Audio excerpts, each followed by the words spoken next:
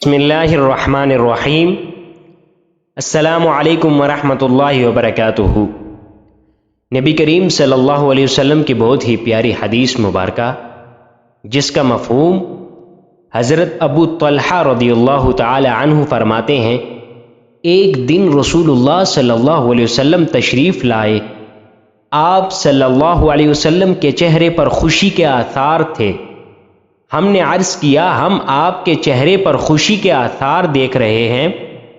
آپ نے فرمایا، میرے پاس فرشتہ آیا اور اس نے عرض کیا، اے محمد، آپ کا رب فرماتا ہے، کیا آپ اس بات پر خوش نہیں کہ جو شخص آپ پر ایک بار درود بھیجے گا تو میں اس پر 10 بار رحمتیں بھیجوں گا، اور جو آپ پر ایک بار سلام بھیجے گا میں اس پر 10 بار سلام بھیجوں گا۔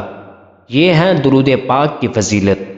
اللہ عز و جل سے دعا گو ہیں کہ اللہ عز و جل ہمیں نبی پاک صلی اللہ علیہ وسلم پر درود پاک پڑھنے کی توفیق عطا فرمائے۔